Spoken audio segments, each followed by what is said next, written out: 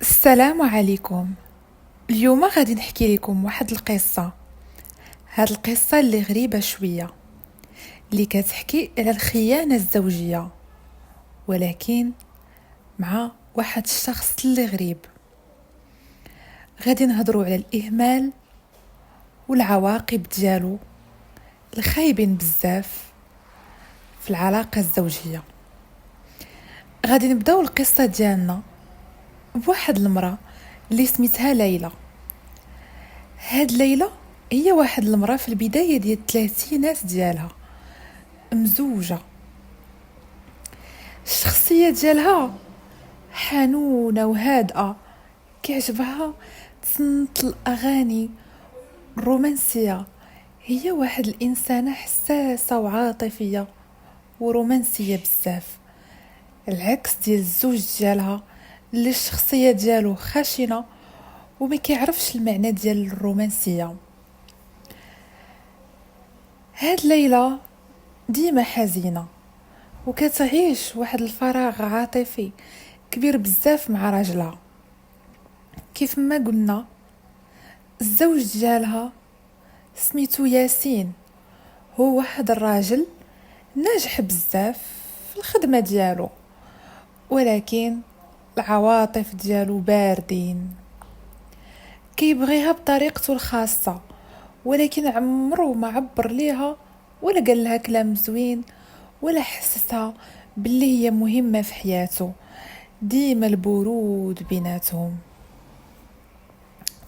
الشخصية الأخرى اللي كاينة في هاد القصة هي آدم، اللي هو الأخ ديال ياسين، هو خوه الأصغر.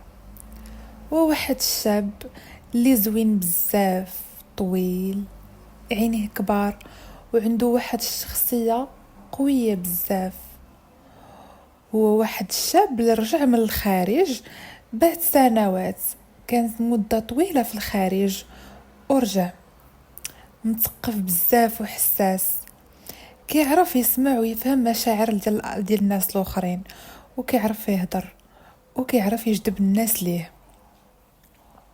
في صباح من الصباحات، ليلى جالسه كتوجد الفطور، وياسين راجلها كيشرب في القهوه واقف مزروب، ما عندوش الوقت وعينيه في التليفون، خصو دغيا يخرج باش يمشي للخدمه. ليلى كتهضر معاه بواحد الصوت حنين وكتقول له: واش ما غاديش تاكل شي حاجه قبل ما تمشي؟ كيجاوبها ياسين بواحد البرود اللي هذه هي عوايدو، ديما بارد. قال لها: لا، عندي اجتماع ضروري، ما عنديش الوقت. هي هذيك كيخرج بلا ما يشوف فيها، بلا ما يسلم عليها، بلا حتى حاجه. يعني هذا هو التصرف ديالو معاها. ديما عمرها ما حست مع براسها انها مزوجه راجل كيبغيها. صافي ليلى كتبقى جالسه بوحدها كتخمم، وكتنزل لها واحد الدمعه، وكتبقى صابره صابره صابره، وهي في الداخل ديالها ما عجبهاش الوضع اللي هي عايشه فيه مع ياسين. وفي العشيه هو يعيط لها راجلها ياسين، قال لها: واش دير راسك، انا غادي ندوز عليك في العشيه باش نمشيو نتعرضوا لخويا في المطار. خوه ادم اللي عاودنا عليه قبيله، الشاب الوسيم، غادي يجي من الخارج، سنوات ما جا البلاد، يعني وخصهم يمشيو باش يستقبلوه. صافي ليلى وجدت راسها ومشات هي وراجلها باش يستقبلوا الاخ ديال ياسين في المطار. كانت اول مره كتشوفه. ادم سلم على خوه واحد بحراره، حيت شحال هادي ما شاف الاخ ديالو، وسلم بيدو على ليلى. وكانت هذاك هو اول لقاء بيناتهم. عجبها بزاف ادم، الاخ ديال ياسين. كان عنده واحد الجمال خاص، وكان هادئ. يعني مشافتوش عجبها، يعني بقات كتشوف فيه، بقات كتشوف فيه مده طويله وما قدرش تحيد عينيها عليه. وادم بقى كيضحك معاها وكيضحك مع خوه، وقال لهم كنت باغي نشوفكم من شحال هادي. وكيقول لخوه توحشتك بزاف اخويا، لا يخطيك عليا. صافي داز هذاك اللقاء.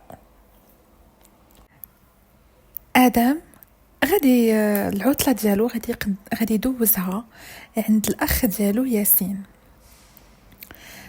صافي ادم كان كيبقى مع ليلى والوليدات بوحدهم في الدار، وكانت مره كتجي الام ديال ياسين للدار. وكان ياسين كيمشي للخدمه، وكان ادم كيبقى مع ليلى في الدار. واحد النهارات هي جالسه كتسقي في الجرده ديال الدار. هو كيجي عندها ادم كيبقى يهضر معاها، قال لها الورود عندك زوينين وموردين مزيان. قالها عندك طريقه زوينه باش انك تحافظي على الورود.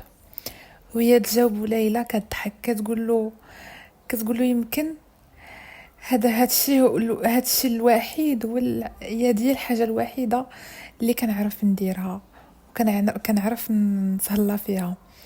هو يجاوبها ادم وكيضحك قال لها كاينين الناس اللي حياتهم كلها ورد وانتي وحده منهم. حشمات وبقات كتشوف فيه ولكن ساعه كتهرب عينيها، ما كتبغيش تطول فيه الشوفه. صافي ليلى بدات كتلاحظ راسها كتسنى الوقيتات اللي يكون ادم في الدار. يعني الوقيتات اللي كيكون فيهم ادم في الدار عندها كتكون هي فرحانه وعاجبها الحال، بحال اللي الوجود ديالو كيخليها فرحانه وكيخليها كتحس براسها عندها مشاعر وعندها احاسيس. كيبداو يهضروا بزاف بالسوايع كيهضروا على الكتوبه، يعني شنو كيعجبها هي تقرا، شنو كيعجبو هو يقرا. كيعاود لها على الحياه ديالو كيفاش دوزها في الخارج والصعاب اللي دوزها وكيفاش تخطى داكشي. على الاحلام ديالو كيبقى يسولها على الاحلام ديالها يعني كيدوزوا الساعات وهما كيهضروا. الوقيته اللي هي مشغوله مع ادم كتهضر ياسين ماشي هنا، كيبقى مشغول نهار وما دار، هو غير مشغول في الخدمه. وفاش كيجي كينعس، يعني ما كيعطيها حتى اعتبار. وقته كامل ماشي ديالو وماشي ديالها. صافي وما امينه اللي هي الصديقه ديال ليلى واللي كتجي عندها مره.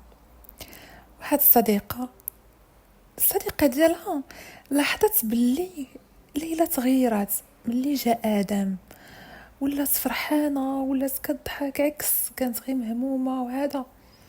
وهي تحس بشي حاجه ماشي هي هذيك. قلت لها امينه وهي تقول ليلى، قلت لها شتك وليتي بخير مع راساتك وكنشوفك مبدله. قلت لها كيفاش هاد القضيه ديالك؟ وهي تقول لها وهي تجاوبها ليلى قالت لها انا كنحاول غير نضحك وكنحاول نسي راسي ونبدل الجو. ولكن امينه صاحبتها بحال اللي شكات. قلت لها ياك ماشي حد دخل لك لحياتك، كتطلع فيها كتشوفها بواحد النظره في شكال. هي تقول لها ليلى اين حد؟ قلت لها انا ما عندي حتى حد من غير راجل. شحال الهضره اللي كتقولي؟ واش انت من نيتك هاد الهضره اللي كتقولي؟ بدات كتغوت عليها. صافي امينه حست بشي حاجه ماشي هي هذيك. صافي في الليل ياسين راجل ليلى فاش كيكون ناعس، ليلى كتخرج من البيت وكتبقى تطل على ادم اللي كتلقاه كيقرا في الكتوبه في واحد القنيطه، وكتبقى تشوف فيه حتى هو كيهز عينيه وكيشوف فيها كيضحك معاها وكيبقاو يتبادلوا.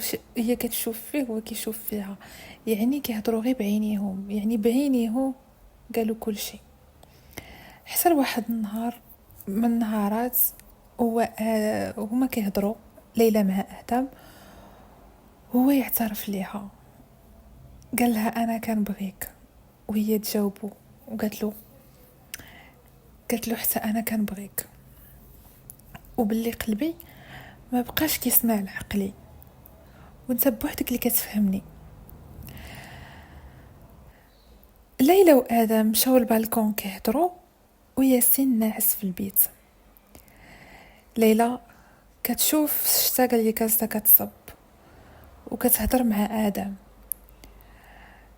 ادم كيقول لها خصنا نوقفوا هذا الشيء، وكتجاوب ليلى كتقول له خصنا نوقفوا هذا الشيء اللي قلنا ماشي هو هذاك. وهي الصوت ديالها بحال اللي مكسور كتقول له انا كنحاول، ولكن كل مره كنشوفك فيها كنضعف اكثر واكثر.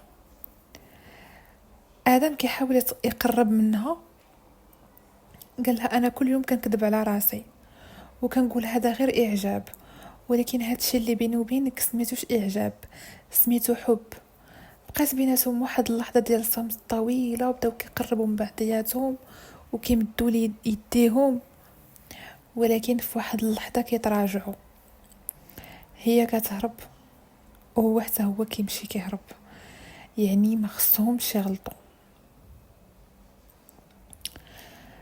الام اللي كتجي عندهم مره بدات كتشك، كتشوف باللي ليلى كتحاول تهرب، ما كتقدرش تطلع عينيها في ادم، يعني كتشوفه كتولي كتكون واقفه حداه كتغزل، يعني هي ما متاكداش ولكن شاكه، يعني اللي شافهم كيشك، الا سبحان الله الراجل الا الراجل ما شكش، يعني راجلها مازال ما فايق والو، يعني صديقه ديال ليلى شكات، يعني شافتها تبدلات.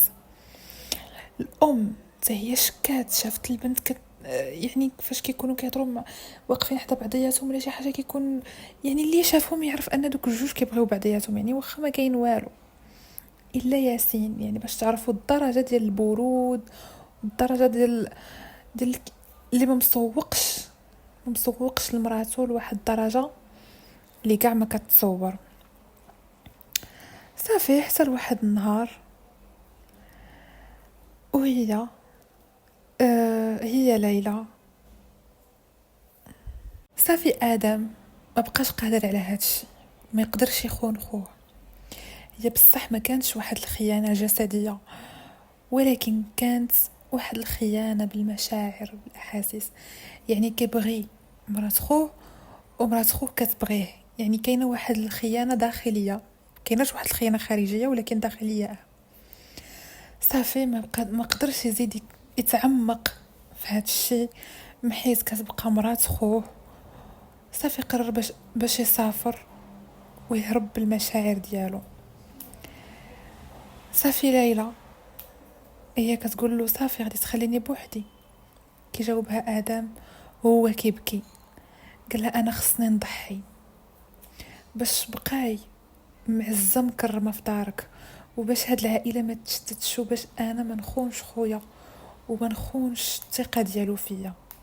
قلنا كنبغيو بعضياتنا، ولكن ما خصناش نخونوا الناس اللي دايرين بينا، كنتمناو من الله يغفر لينا. صافي كيشوف فيها بواحد النظره، كانت هي النظره اخيره اللي غادي يشوفوا بعضياتهم فيها، وكيمشي. صافي كيمشي كيسافر، كيسلم على خوه، كيسلم على امه، كيسلم على العائله وكيمشي في حاله. صافي ليلى رجعت لحياتها العاديه مع ياسين، لكن بقى قلبها لداخل خاوي، كتجلس قدام الشرجم وكتبقى تفكر ديما ادم خو راجلها، وهي بواحد الصوت اللي عندها لداخل كيقول صافي رجعت لحياتي كيف ما كانت، قلبي اللي ضاع ليا. اصلا هي عارفه هي وادم باللي ما كانش خصها تفكر تشوف فيها بشي طريقه من غير الاخوه، وحتى هو ما كانش خصو يشوف فيها بشي طريقه اخرى من غير كانه كيشوف اختو ولا شي حاجه، وباللي هذوك الاحاسيس اللي كانوا كيكنوهم لبعضياتهم هي احاسيس اللي حرام في حرام في حرام في حرام، يعني ماشي غير حرام، تكرهها فاجعه، يعني شي حاجه اللي لا تغتفر.